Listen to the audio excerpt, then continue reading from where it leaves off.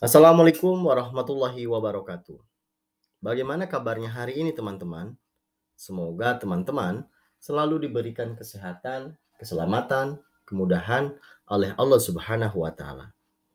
Pada kesempatan kali ini, di sini saya ingin memaparkan mengenai modul 1.1.A.6 demonstrasi kontekstual tentang filosofi pendidikan Ki Hajar Dewantara yang berkaitan dengan pendidikan yang berpihak kepada murid. Nah, di sini saya ingin memperkenalkan diri. Saya Trio Agung Pamungkas, berasal dari SD Negeri 2 Ancaran, Kabupaten Kuningan, Jawa Barat. Di sini saya sebagai calon guru penggerak angkatan 8. Ki Hajar Dewantara merupakan seorang aktivis pergerakan kemerdekaan dan pelopor pendidikan bagi pribumi sejak zaman kolonial. Untuk menghargai jasa Ki Hajar Dewantara di dunia pendidikan, maka hari kelahirannya dijadikan sebagai Hari Pendidikan Nasional yang diperingati setiap tanggal 2 Mei.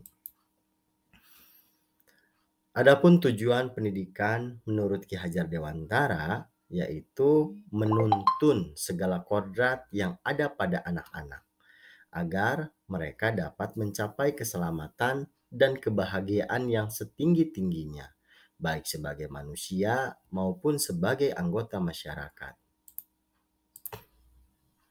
Menurut pemikiran Ki Hajar Dewantara tentang kemerdekaan bagi murid, di sini ada 4 hal yang harus diperhatikan. Yang pertama, guru harus berpihak kepada peserta didik, guru harus memahami karakter peserta didik, guru harus menuntun peserta didik sesuai dengan kodratnya, dan guru harus memahami tujuan dari pengajaran. Hal ini sejalan dengan semboyan dari Ki Hajar Dewantara yang sangat terkenal, yaitu Ingarso Sungtolodo, di mana di depan memberikan contoh. Di sini untuk contoh nyatanya, saya memberi contoh dan panutan kepada peserta didik. Ing Madya Mangun Karso di tengah memberikan semangat. Di sini saya mengambil contoh dengan membangkitkan semangat untuk terus belajar, berinovasi, dan berkreasi. Lalu dan yang terakhir, Tuturi Handayani di belakang memberikan dorongan.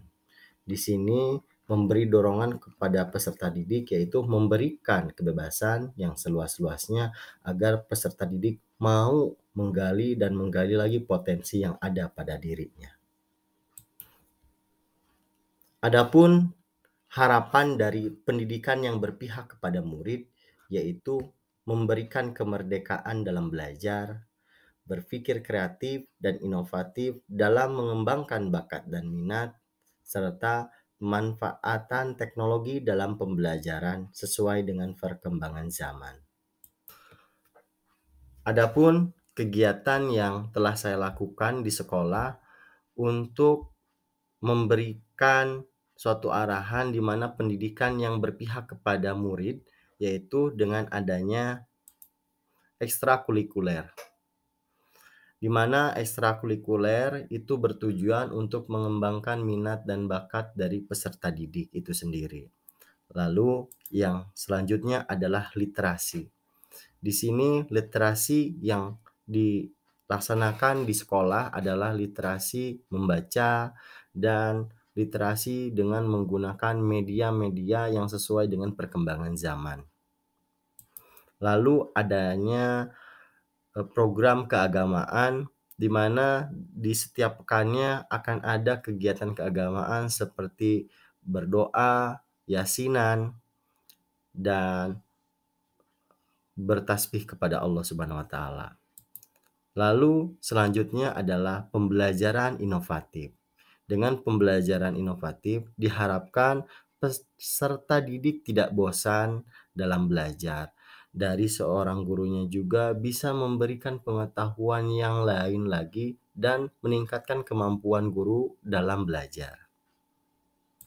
Serta dengan pembiasaan 5S. Adapun tantangan yang dihadapi dalam pelaksanaan pendidikan yang berpihak kepada murid, yaitu adalah rendahnya minat dan motivasi peserta didik dalam mengikuti berbagai macam program sekolah.